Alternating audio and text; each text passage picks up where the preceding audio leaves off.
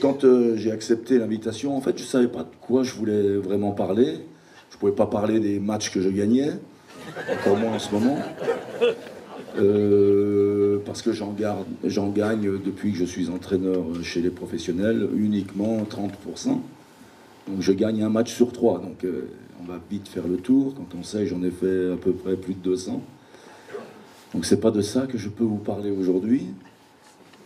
Vous parlez de la bonne position au classement du TFC, c'est pas possible non plus, puisque depuis hier on vient de perdre 4 ou 5 places.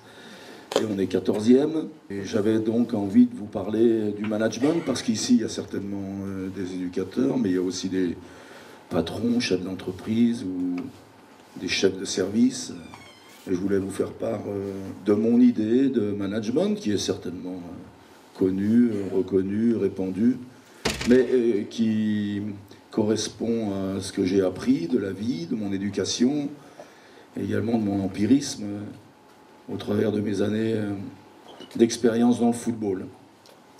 Et je vais prendre comme fil conducteur ce qui vous fait me connaître, certainement, à savoir un exploit réalisé par des joueurs du TFC qui, en l'espace de 10 matchs, ont repris 10 points au classement pour se maintenir en Ligue 1, ce qui n'avait jamais été réussi jusqu'alors dans les 5 grands championnats européens. Donc ça a été réalisé par les joueurs du TFC il y a de ça à peine 2 ans.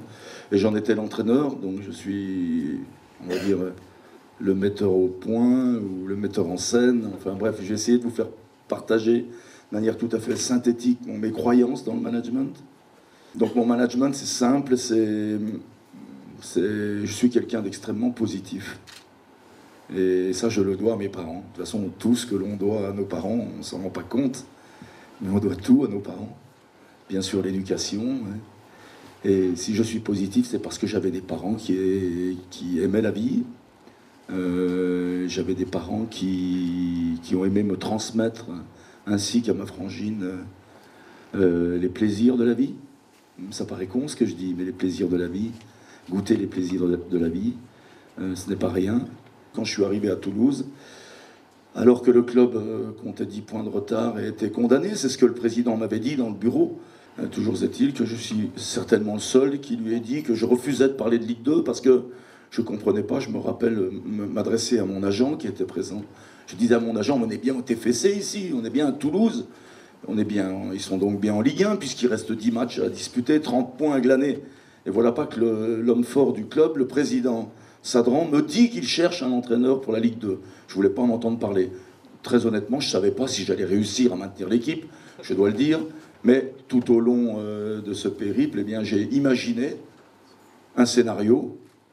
Et ce scénario, j'ai voulu le faire partager aux joueurs, leur faire partager mes croyances. Donc voilà comment je m'y suis pris. C'est simple, d'abord fixer un cadre extrêmement strict, sans me soucier de ce qui se passait avant moi, parce que j'ai le respect des entraîneurs qui sont passés avant moi. Voilà, j'ai fixé un cadre, je m'étais rendu compte que les joueurs, par exemple, le premier jour, quand je suis arrivé, les joueurs se faisaient masser avec le portable. Donc je me suis dit, là, quel respect pour l'employé qui masse les joueurs pendant que le joueur est en train de téléphoner. Voilà, donc j'ai supprimé le portable dans le centre d'entraînement, c'est toujours en vigueur. Et je me suis dit, on ne craint rien que d'ouvrir les portes des séances d'entraînement, et puis c'est donner aussi un visage humain à notre métier, à notre sport, parce que c'est le sport de base, par excellence, c'est le sport du peuple. Donc, parce que dans mon management, il y a aussi beaucoup de discussions, la part belle à écouter mes joueurs. Mais pour avoir parlé aujourd'hui avec eux, mes joueurs sont heureux de voir que des gens les regardent, s'arrêtent à la fin de l'entraînement pour leur faire signer les autographes. Parce que les joueurs du TFC se rendent compte qu'ils sont dignes d'intérêt. Voilà, et qu'ils passionnent aussi. Voilà, donc les horaires, par exemple, j'ai appris que les séances vidéo, cher M. Labatte, les séances vidéo étaient comment dire, facultatives. Donc les joueurs n'étaient pas obligés de venir, quoi. C'était open bar, quoi, en fait. Donc, eh bien, on a fixé les horaires. Voilà. J'ai eu une réflexion au bout de 2 mois du président Sadran qui m'a dit Mais bon, tu as réussi une chose, ce que je vois depuis 2 mois, c'est que les adjoints arrivent plus tôt. Voilà, là aussi, c'est une technique de management, je peux vous la livrer. Donc, je suis le boss du sportif à Toulouse, j'ai pas de clé du centre d'entraînement.